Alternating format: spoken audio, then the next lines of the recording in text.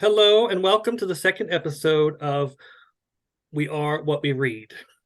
My name is Kristopher Zgorski, and I'm the founder and sole reviewer at the crime fiction blog BOLO Books. As I explained in the first episode of this series, I created this idea after I found out that Malice Domestic would be giving me the Amelia Award next year.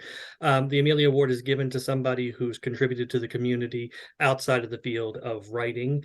And I knew that it was given to me for my previous work, but I wanted to do something that led up to next year's. So I came up with this format that we're going to experience tonight. And then I also was in reaction to the book banning that's happening around the country, which I was not very happy about. I know we're all upset about. And I wanted to do something that shows how the books we're reading really do affect who we are as people. And if we start banning those books, we're going to change how people develop in society. So those two factors came together, and I created We Are What We Read. I make sure that it's very diverse every episode. So you're going to see people from all different walks of life, authors, fans, people behind the scenes in publishing. Anybody is welcome. So we're trying to make it as open to everybody, and we can learn all kinds of things from different people. And in that vein, I asked as a co-host my friend Shawn Riley Simmons to join me. I'll give you a brief bio of Shawn. Shawn Riley Simmons is an Agatha and Anthony Award-winning author and editor. She's written 8 novels in her Red Carpeting mystery catering mystery series, and over 20 of her short stories have appeared in various anthologies. She hosts a podcast of her own called Five Compelling Questions, where she chats with authors about the writing life and creative pursuits. She's the managing editor at Level Best Books and is a member of Sisters in Crime, Mystery Writers of America, the Crime Writers Association, and the International Thriller Writers. And she's currently coming to us from downtown Frederick, Maryland. Hi, Shawn. Hi, thank you for having me again. You're very welcome. I'm so happy that you're joining us. And then we have 8 people on our panel this evening that we're going to speak to in alphabetical order. And we're not going to waste any time. We're going to jump right in and get started. And first up is Ellen Byron. Winner of multiple Agatha and Lefty Awards, Ellen Byron transitioned from the 20-plus year career writing television sitcoms and penning humorous mysteries, and has never been happier. She is also an award-winning playwright and considers working as a cater waiter for Martha Stewart her most impressive achievement. Welcome, Ellen. I am so glad to be here. And so I wanted to share a book that I think, okay, there are 3 books I have still from my childhood. One is my copy of Little Women. One is a copy of a book called the Peterkin Papers about the dumbest family on earth. It's pretty funny. Well, I also had a 4th book, a Mary Stewart book, that the Moonspinners, that I never returned to the Scarsdale Middle School Library. So, but this Knight's Castle is a book that made me realize you can incorporate humor into what you write, because Knight's Castle is Edward Eager wrote these books that had touches of magic in the books. And in this book, a brother and sister have to go to Baltimore and stay with their cousins because their father is ill and he has to have an operation in the hospital. And they have one of the boys has a magic soldier, Roger, who transports them 3 or 4 times, I think it's 3 times, back to Ivanhoe's days. So not only did I learn about the legend of Ivanhoe, which fascinated me and got me into Middle East, not Middle Eastern, Middle Ages history. But I learned about humor, and I wanted to read. It was very subtle. I learned about wit because this book was very witty. And here's like one example I wanted to read. Anne felt depressed. Not only was she a girl, but she was too young. There didn't seem to be much future for anybody who was both those things. So it just was very clever, and it was kind of a wake-up call for me. So that I wanted to share this for that reason, because it connected me to humor, which I've used in my career ever since. But also the fact that it started with this father who was ill, and they never specify what was wrong with him, but he needed an operation, and there were times when the parents talked behind closed doors. And as a kid, that upset me. I was worried, and I'd never really had the concept of an adult or my parents being sick and the possible ramifications of that. And so if my mother had said to a librarian, in this day and age, in a certain state or states in America, this book upset my daughter. It could have been pulled from the shelves. And I would never have had it for years and had the chance for it to influence me and create a writing path for me. I would have been deprived of that. So that's why I really wanted to share this, because the connective tissue of this book to my career is super important. And I want to make sure other children have the same opportunity I did to discover who they are and what they might be through what they read at a young age. That is so great. And that's one of the coolest things about this show. Thank you, Ellen. You're welcome. Kristopher had this concept, and we are discovering, I've not heard of that author. So for me, I'm not going to go find it. We're going to go find it. And we also have a bookshop.org site for all of the books that have been recommended on all the episodes, for everyone that wants to go and research and find these books and support an independent bookstore purchasing it. So our next guest is my friend, Alexia Gordon. She has the coolest bio. Physician by day, crime novelist by night. Alexia Gordon is the award-winning author of the I always trip it up, but I know it in my head. Gethsemane Brown Mysteries, paranormal cozies set in Ireland. And I'm Irish, kind of. Her short stories appear in Mystery Most Diabolical and the Anthony Award-winning This Time for Sure. She interviews authors of traditional, historical, and cozy mysteries on the Cozy Corner with Alexia Gordon podcast, which is a great podcast too, by the way. Everyone should check it out. Take it away, Alexia. Hi, Shawn, and hi, Kristopher, and congratulations, Kristopher, on your Amelia Award.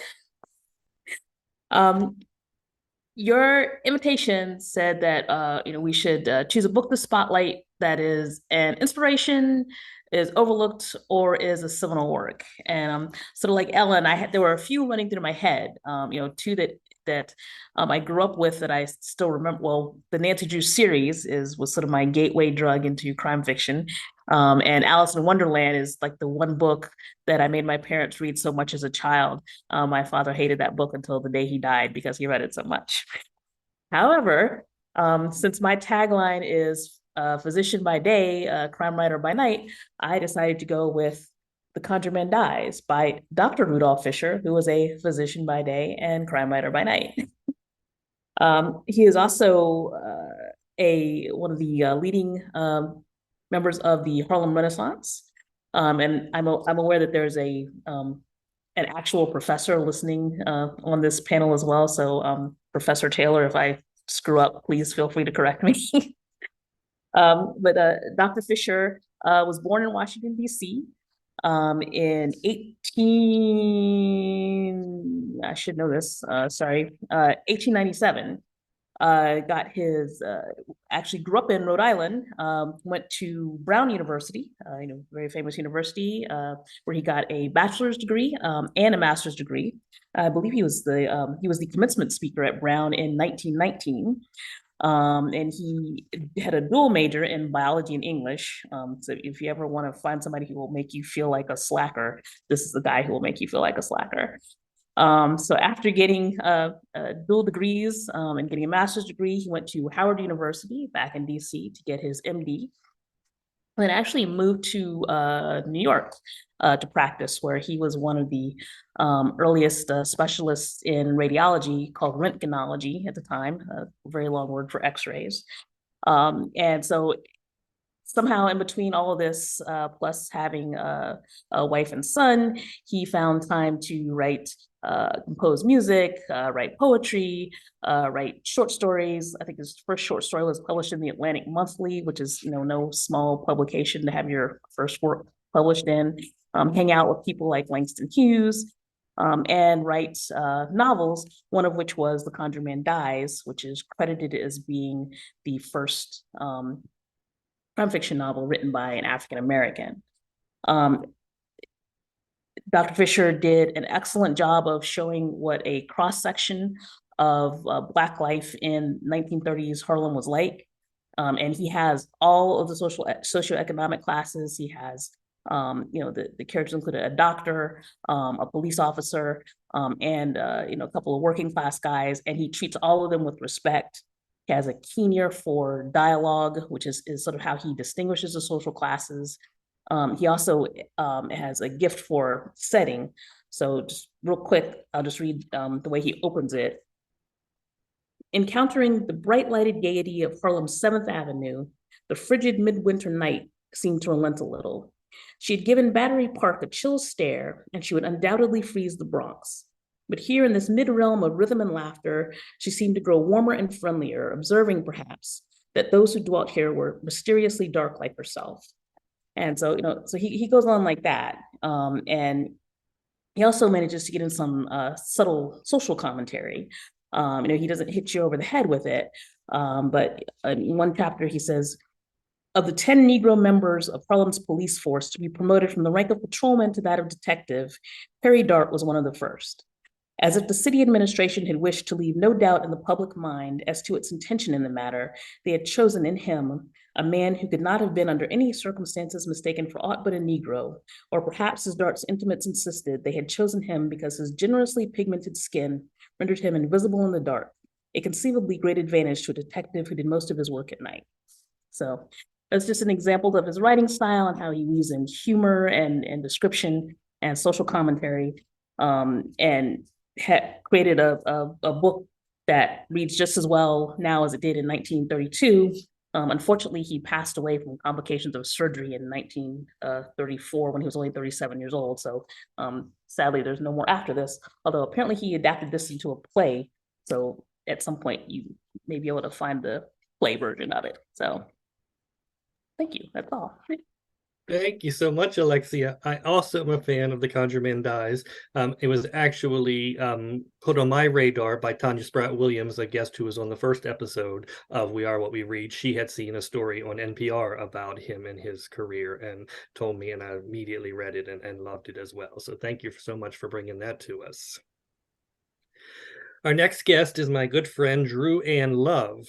Dru Ann Love is the proprietor of Dru's Book Musings, as if you didn't know, which includes the popular A Day in My Life, Get to Know You, and A Word with the Author features. She has been a fan guest of honor at the Malice Domestic, Left Coast Crime, and BoucherCon conventions, and is a 2-time finalist for BoucherCon's Anthony Award. She was awarded the Mystery Writers of America Raven Award in 2017, and on a personal note, she and I co-wrote our very first crime fiction story, which will be published in the fall. So I'm very excited to welcome Dru Ann Love to the panel.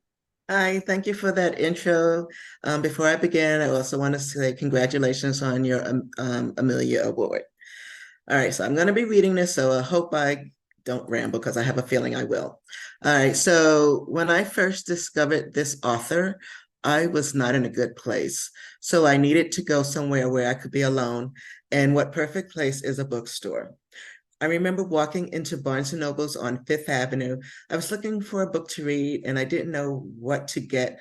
So Barnes & Noble has a downstairs and an upstairs. So I went upstairs and started looking at the bookshelves. I got to this, and also Barnes & Noble's at one point didn't have like mystery section, science fiction. They just had books. So I got to this one section and all the books except one had their spine out. So I figured this book was meant for me. So I never heard of this author, but the title says something to me. The cover was interesting and the back copy had me intrigued. And I found a comfy chair and lost all track of time getting into this book. This is the 25th anniversary edition of Naked in Death by J.D. Robb. And a while ago, Shawn and Chris and I went to the bookstore and Nora Roberts bookstore, and I picked up the hard copy of J.D. Robb, Naked in Death. So everybody knows I love her. Well, J.D. Robb. Naked in Death, the first chapter pulled me in, and I knew I had to learn more about the heroine of this book, Eve Dallas.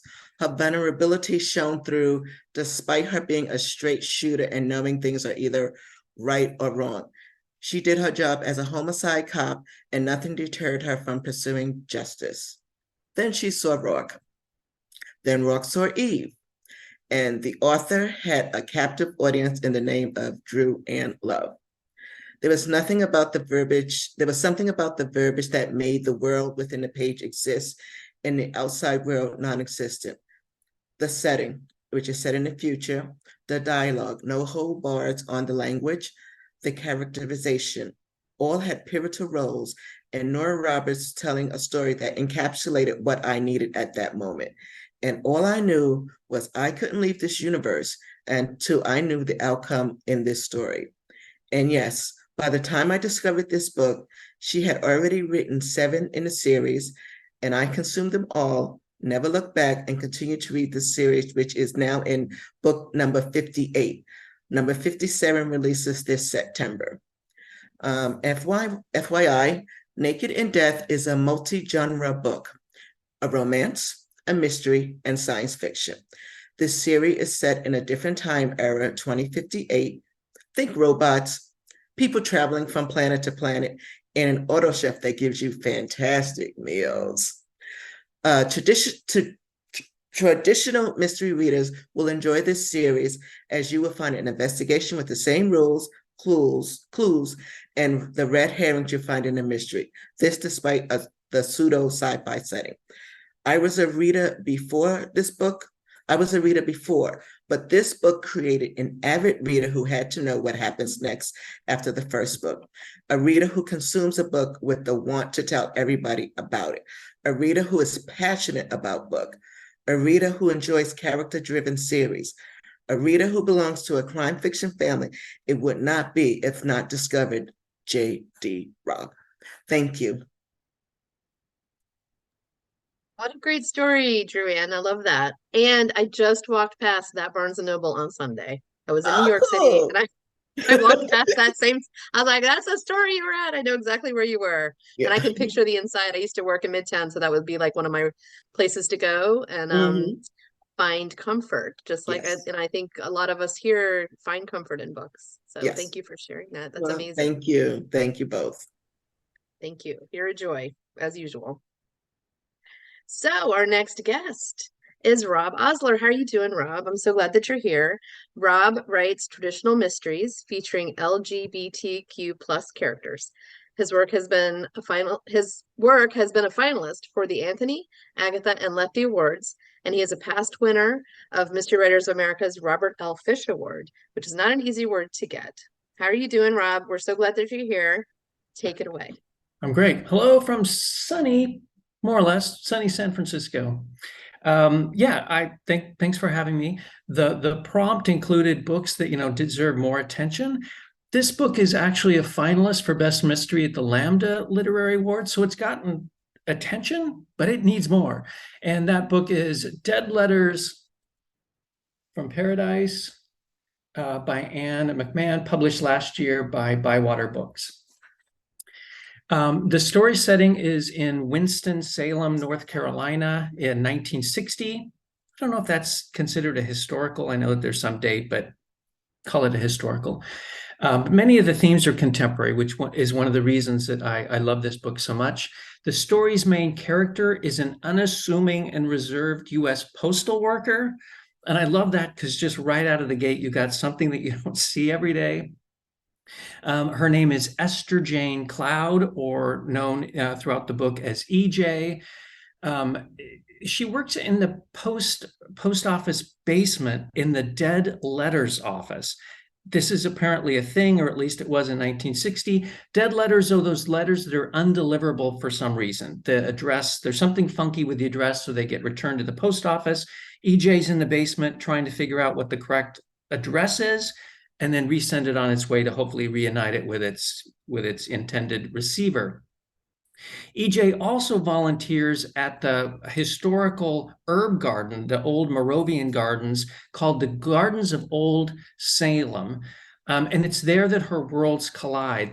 The garden's director knows about EJ's day job in the dead letters office and gives her a packet of letters that have been sent to the herb garden addressed to a Mary Ann Evans. The problem is no one lives at the herb garden, the medicinal garden, and no one has ever heard of this woman.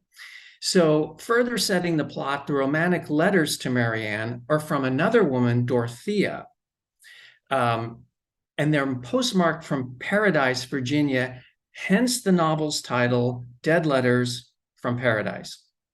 All right, I love this book for several reasons, and I'm going to talk about it in terms of themes that kind of resonated with me. These are my themes. First, it's a quiet celebration of humanity. EJ is far from a swashbuckling hero. She's smart, thoughtful, exceedingly good-hearted, and surprisingly courageous in a number of scenes in the book. She's a person anybody would be fortunate to call a friend. Second, the book is immeasurably refreshing to me. Early in the story, EJ befriends two neighbors, Faye Marion and Inez. The women, obviously companions. It's not really overt. You have to kind of figure this out as it goes along. By the way, I don't think there's any spoilers in this. But the women are intelligent, witty, and they are absolutely unremarkable. And for me, that's the revelation, is that their power comes from just them being who they are and having dinner and having witty repartee and bringing EJ into their fold. And they're a revelation to EJ because by observing them just being humans and funny and witty and good cooks, they become a model for a relationship that she never thought possible. Again, this is 1960s South, so keep that in mind. There's also dashes of humor. Another of EJ's neighbors, Harriet, who goes by Harry, is a young, exceedingly curious tomboy. And so you've got an intergenerational element here. She really is the sidekick, Haiti. By the way, she has an eye patch because she's got a lazy eye. So that adds to the kind of the comedy and envisioning her. And she's incredibly charming, and the conversations between them are often really quite funny. The book is also grounded in reality. Again, back to the setting.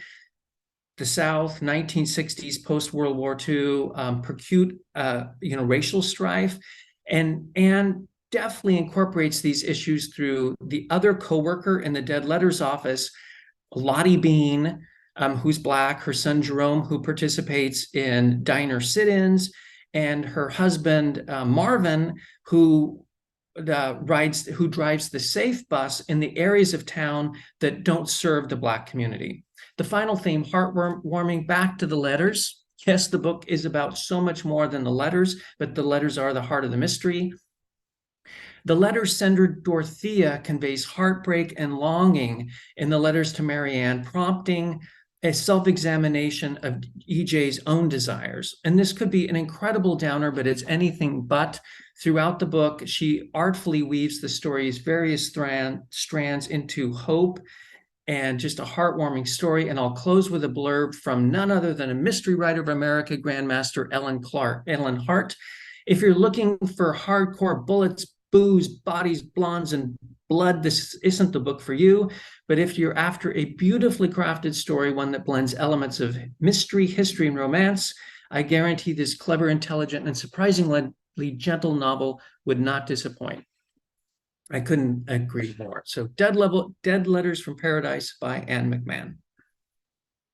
Thanks so much, Rob. I have to admit that embarrassingly, this was a book I was not aware of, and even the fact that it's been nominated for a Lambda just made me feel like I should have known about it. But I will say I immediately rectified that. As the host of this show, I do get advance notice of what books people are picking, so I've already ordered this book, and now that description just makes me want to read it even more. And I have always been a big fan of the books that Bywater Books is putting out, so I'm very happy to see them getting some recognition. So that's excellent. Our next guest is Leigh Perry. Leigh Perry, who also writes as Tony L.P. Kellner, has written 17 novels and 30-something short stories and has co-edited 7 anthologies. That sounds like a lot, but it's peanuts compared to the books she's read and loved. Unsurprisingly, she has a bunch of favorites, but her selection for today's show has special meaning on several fronts, and we are excited to hear about it, Leigh. Hi, thank you so much for having me. The book I'm going to be talking about today is called The Tightrope Walker by Dorothy Gilman. Can y'all see that? There we go. Now, Dorothy Gilman is an MWA Grand Master, and she's better known for her Mrs. Polifax series, which is about a senior citizen spy. Delightful books. The Tightrope Walker is a standalone written in a gap between Polifax books. Just as a brief synopsis, I will say it's very appropriate when we're talking about Chris's Amelia Award, because the main character's name is Amelia. Amelia Jones, she's 21. She's had a very tough upbringing. Her mother died by suicide when Amelia was a child, and her father has just recently passed away. He left her with money and a therapist, but otherwise she's pretty much alone in the world. No friends, no family, nothing. Now, Amelia is not a Nancy Drew or even Mrs. Halifax. She's timid. She's shy. She's just plain out afraid of the world. I think these days she would likely be diagnosed with anxiety or maybe social anxiety. So she's not she's not the heroine type I was used to seeing in books. A chance encounter between Amelia and a guru kind of shakes her out of herself, and almost on a whim, she buys an antique/junk shop. Now she's going through the stock to resell it, to reprice it and see what she's got, and she finds a hurdy-gurdy, which is one of those things like organ grinders had to grind it and you make music, which is beautiful. So one day she's cranking it and it's playing music, it gets stuck. She opens it up and she finds a piece of paper jamming the keys or whatever goes inside a hurdy-gurdy. The paper is a note and it starts with these words: "They're going to kill me soon." Now, given her own background and fear, she absolutely believes that someone meant this sincerely, that this is not a joke. She can taste the terror in the words. So she kind of throws herself into the mystery. And in the process, she's really throwing herself back into the real world. There's a fun cast of characters. There's some interesting trivia about hurdy-gurdies. There's some romance. There's some very real and scary suspense. And there's a nice, tricky resolution to the plot. It's just a delightful book. But it's of personal importance to me, really, because I read it when I was in college, and it just struck a chord. I was at one of those uncertain times in my life, not sure what I was going to do with myself, where I'd go, or who I was. And I was kind of afraid of life, just like Amelia was. And this was really the first time I had read a book, and I read a lot, but this is the first time I read a book where I found myself, where I recognized myself in the main character. And that was just very powerful. The way that Amelia did find her way in the world, it had her little romance, and of course solved the mystery. It inspired me, but also kind of soothed me into believing that, yeah, I'd figure out life too, even if I never found a hurdy-gurdy. And, it came true. I pretty much found myself, more or less.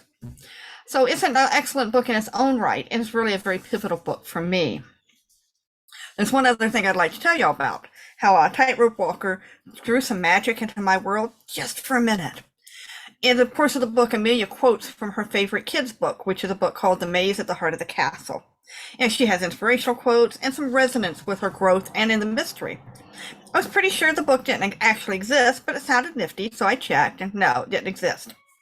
But years later, I was in a bookstore, and I spotted this, The Maze at the Heart of the Castle.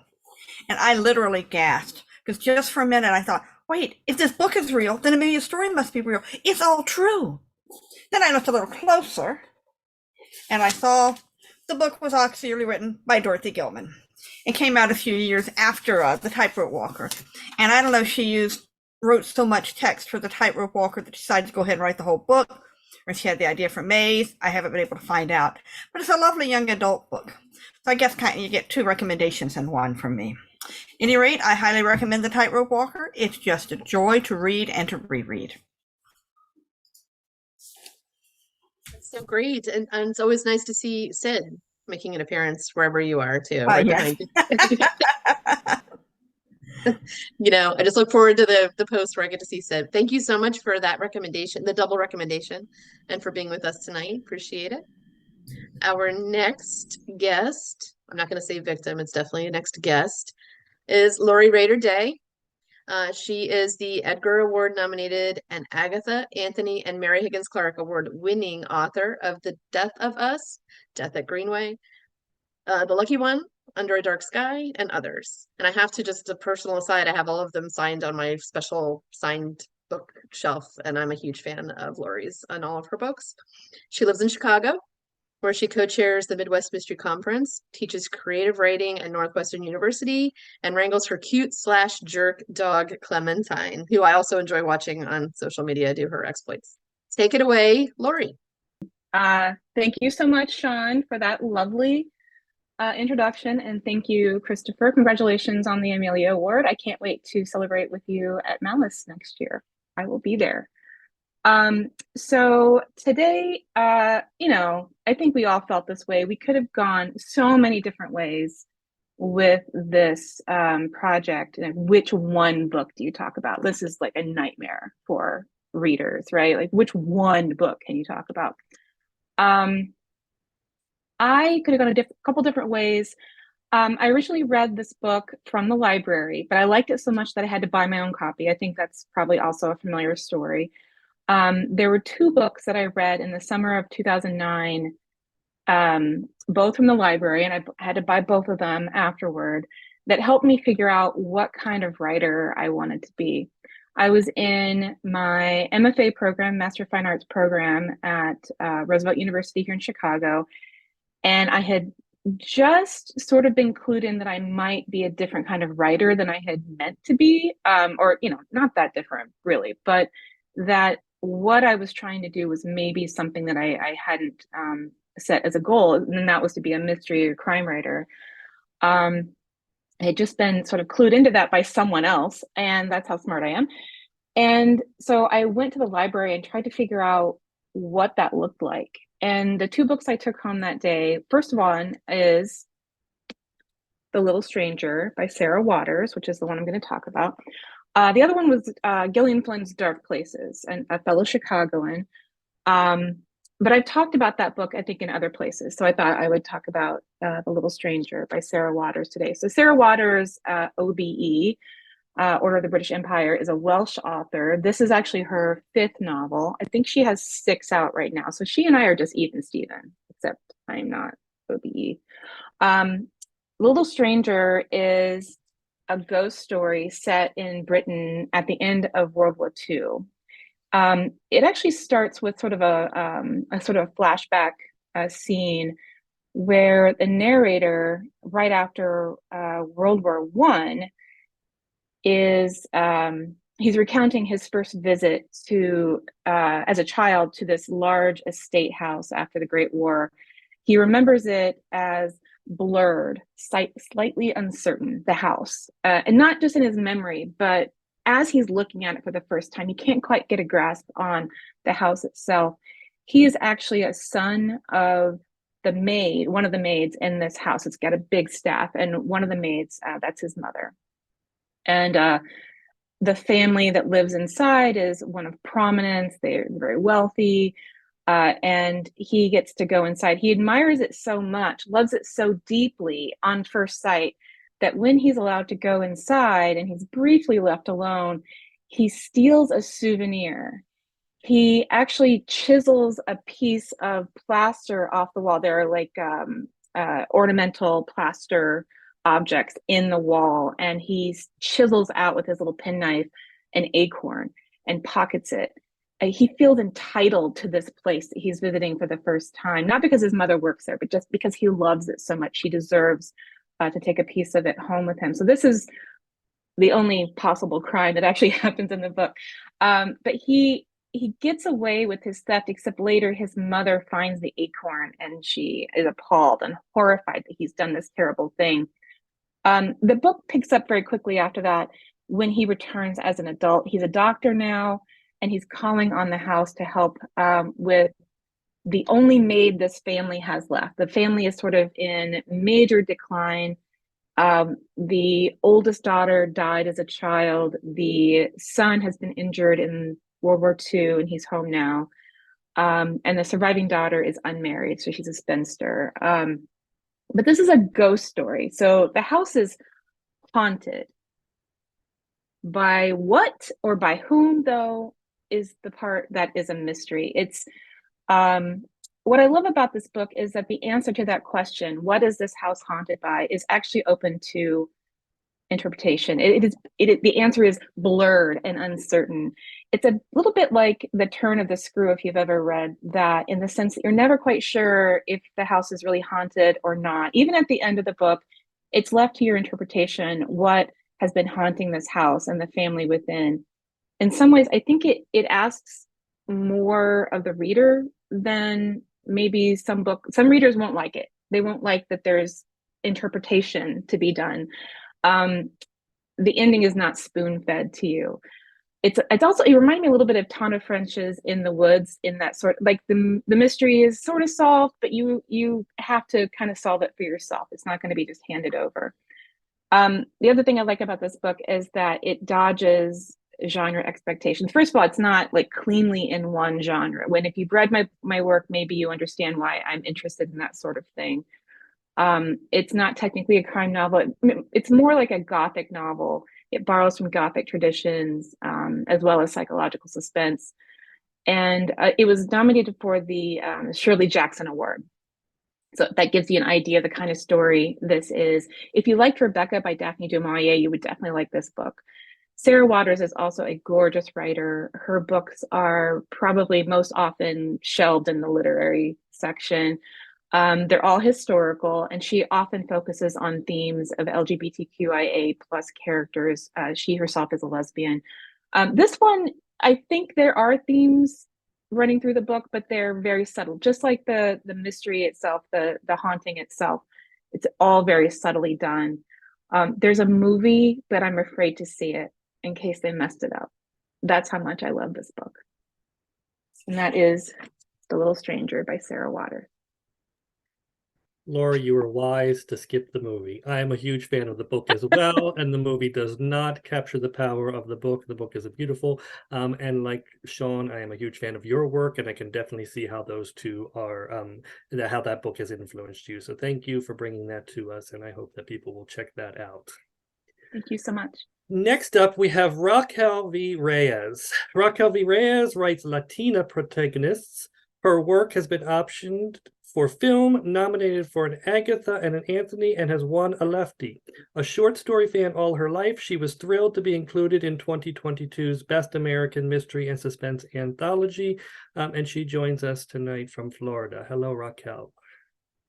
Hi, thanks for having me. I'm glad the storm held off for a little while, so I've got Wi-Fi. So I'm going to just jump in.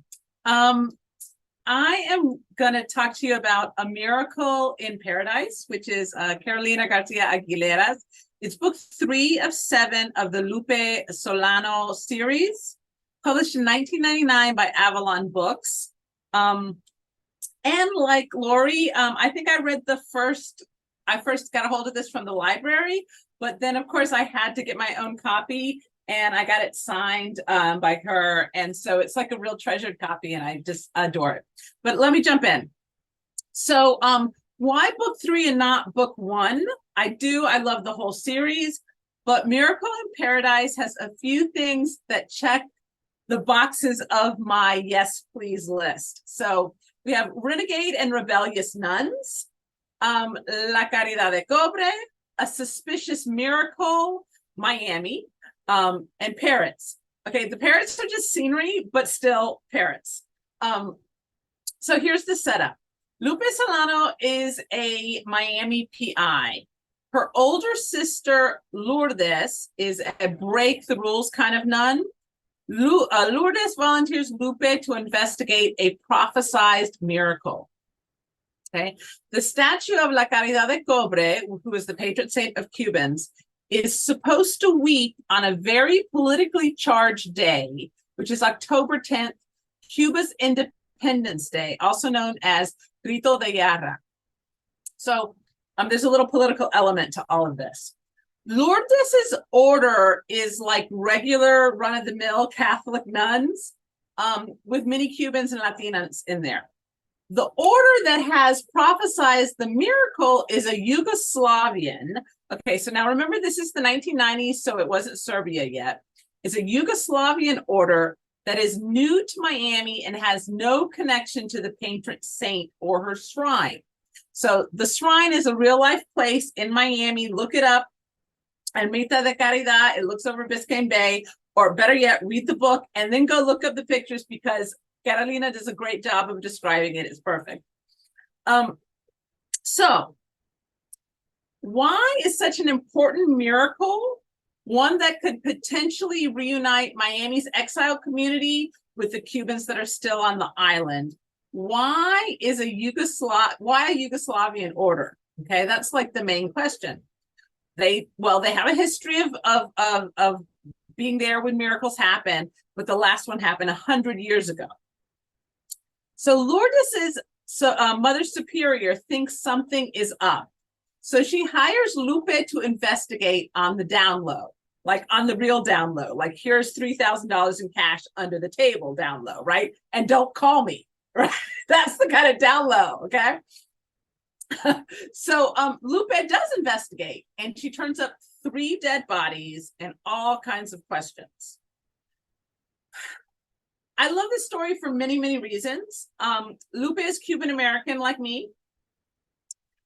Characters and authors that looked like me, spoke like me, had my heritage, were few and far between. And actually, I think that she was the only one in 1992 Y2K era. Carolina Garcia Aguilera gets my city right. She writes Miami like a local can, like only a local can, because she's a local. And I love that.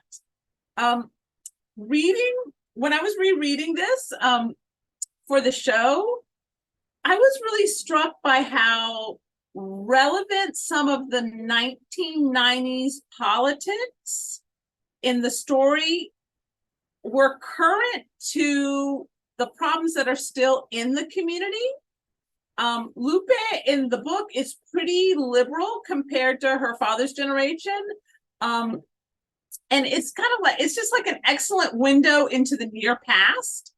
And it's amazing that, you know, those issues that were not tackled then have grown and bubbled and are bigger problems now.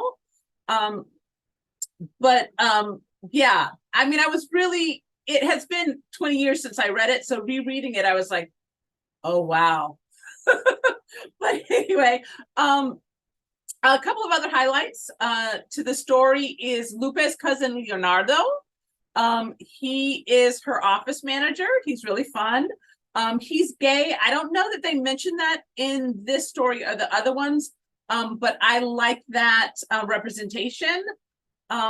Also, there's a Jamaican gardener who works for the diocese, and he could have crossed over into a stereotype, but I think the author wrote him with love and tenderness, and I really love that those little moments and those little scenes when we have him. Another thing is the technology that's in the story. It was really fun to revisit that. We've come a long way in 20 years, and there's just some fun stuff in there that I think maybe people will get a kick out of. And lastly, so there's this one undercover scene that is hilarious, at least to me, because it was a real ridiculous thing for a while here in Miami. I mean, very Miami. Bombshell babe in a bikini selling hot dogs. And I remember reading this scene and going, oh my God, that really did. I remember when that was on the news. Oh my goodness. And she writes it hilariously and respectfully. And it's just, yeah, it was funny. Okay. And one last thing, Carolina Garcia Aguilera is an actual PI. And I love that. Anyway, go read this series. Maybe start at book 1, but if not, start at book 2.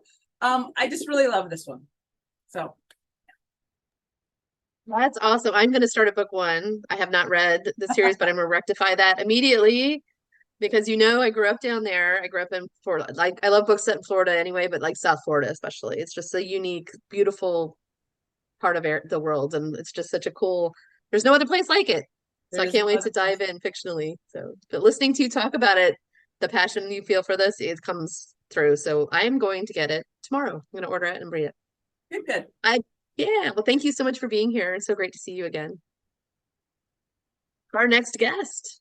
It's good to, you know, give some relatively obscure authors a voice too, Kristopher. We have some people that nobody's really heard of yet. No, I'm just kidding. This is totally. Everyone's heard of Art Taylor. Art Taylor is our next guest. We're thrilled to have him. Everyone loves Art. He is the professor we were talking about before. He is the Edgar Award-winning author of 2 short story collections. Get ready. The Adventure of the Castle Thief and Other Expeditions and Indiscretions, and The Boy, Detective, and the Summer of '74, and Other Tales of Suspense. Basically, he writes short fiction but likes really long titles. And he must not like cover art designers either, because that's a lot of words to try to fit on a page and look normal. But they're wonderful books. I'm all joking aside, brilliant writer. Love all of his work. His work has also won the Agatha, Anthony McCavity, and Derringer Awards. He teaches literature and creative writing at George Mason University. And we are so thrilled to have Art here tonight. Take it away, Art. Thanks so much for having me, and congratulations, as others have said, to Chris on the forthcoming award here. I picked a book that I recently taught at George Mason University. It's this Curious Incident of the Dog in the Nighttime by Mark Haddon. Many people may have read this book. It hardly needs my promotion. I'm holding up the book a little further because it says on the top, national bestseller. It says on the back, Today Show pick. It was a Whitbread Book of the Year. In fact, it had been nominated in 2 categories for that award. It's been made into a Broadway show. But at the same time, it's also a book that has been frequently banned for language, foul language, for atheism, for content.